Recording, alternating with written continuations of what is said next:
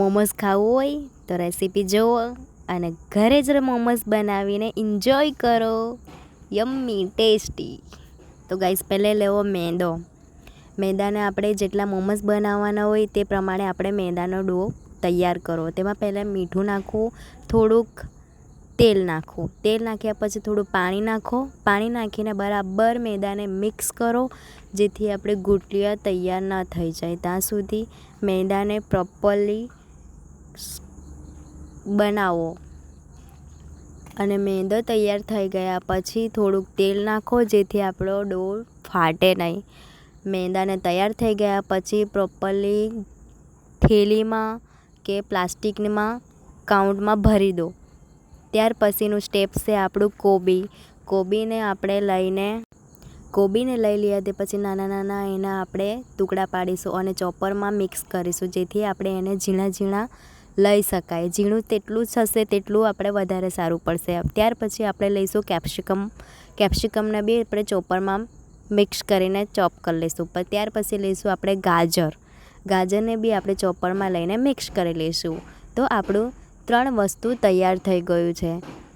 આપણે ઓનિયન એમાં નાખ્યું નથી, કારણ કે એ વહેલું તકે આપણું બગાડી નાખે મિક્સ કરીને.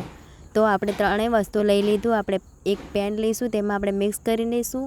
ત્યાર પછી એમાં નાખશું થોડુંક મીઠું, ટેસ્ટ હિસાબે થોડું તમે લઈને નાખજો. ત્યાર પછી હળદર, મસાલો અને ચીલી, સોયા, ટમેટો કેચઅપ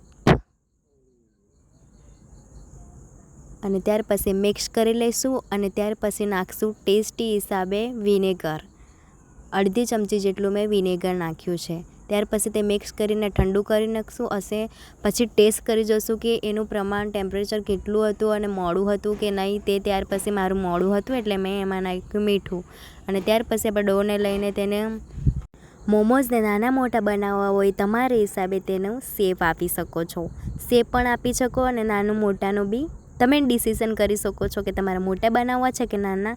તો ગાઈસ મારા તો નાના મોટા થઈ ગયા હતા, પણ તમારે બનાવવું હોય તો માપનો રકાબી લો કાં તો ગ્લાસ લો, એને ડબ કરી દેશો તો બની જશે. ત્યાર પછી તેમાં મારી રોટલી બની ગઈ છે, તો ત્યાર પછી એનું સ્ટફિંગ નાખીશું. અને મેં તો એનો શેપ એવી રીતે આપીશું. મને ઘણા બધા આવડે છે, પણ અલગ અલગ પ્રકારના નહીં બનાવીએ છે. મેં એવું સિમ્પલ જ બનાવ્યું છે. તો મને એ તો બહુ ક્યારથી આવડતું હતું, પણ આજે મેં તમારી આ રેસીપી નાખી છે તમારા માટે સ્પેશિયલી. તો મારી રેસીપી તમને જોઈને ઘરે પાક્કું જ બનાવી જોજો. અને એનો ટેસ્ટ બી એક નંબર આવ્યો છે ગાઈઝ. શેપ મસ્ત છે. ત્યાર પછીથી મેં બધી જ એવી સ્ટફિંગ તૈયાર કરીને મોમો બનાવી લીધા છે. અને ત્યાર પછી આ મારા મોમો રેડી છે નાના મોટા. તો એક પેનમાં આપણે થોડુંક નીચે મારા પર સ્ટેન્ડ હતું તે મૂક્યું હતું, તેના ઉપર ડીશ મૂક્યું હતું, તેના ઉપર આપણે થોડુંક તેલ લગાડીશું, તેનાથી સ્ટફિંગ ચોંટે નહીં. ત્યાર પછીથી મોમોસ મૂકી દઈશું અને મોમોસ બરાબર ઢાંકી દઈશું.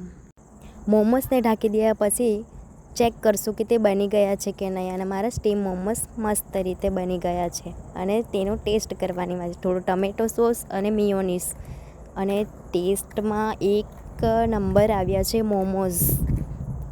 યમ્મી. સ્ટેપ નંબર 2માં જે સ્ટીમ કરીને ત્યાર પછી તમે મોમોઝ લીધા ફ્રાઈડ કરવા માટે. જો તમે સ્ટીમ કરેલા મોમોઝ લેશો તો એનો ફ્રાઈડમાં ટેસ્ટ વધારે આવશે. જો તમે ડાયરેક્ટલી કરવા જશો તો તે તમારું ક્રિસ્પી વધારે અને મેંદો નાખશે. એટલે મારું માન્યા પ્રમાણે તમે સ્ટીમ કરો પછી ફ્રાઈડ કરશો તો વધારે બેટર સારું પડશે. તેમાં બી ક્રિસ્પી તો થશે જ, પણ સ્ટીમ કર્યા પછી જ ફ્રાઈડ કરો. તો મેં સ્ટીમ કરીને પછી જ ફ્રાઈડ કર્યા છે. અને ટેસ્ટ જોજો.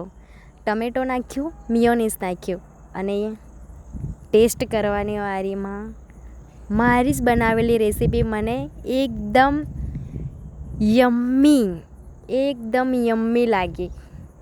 તો મારી ચેનલને તમે સબસ્ક્રાઈબ કરજો. અને હોમ રેમેડી મેં તમને મારી રેસીપી આપી દીધી છે, તો તમે એન્જોય કરો, મોમોઝ ખાઓ.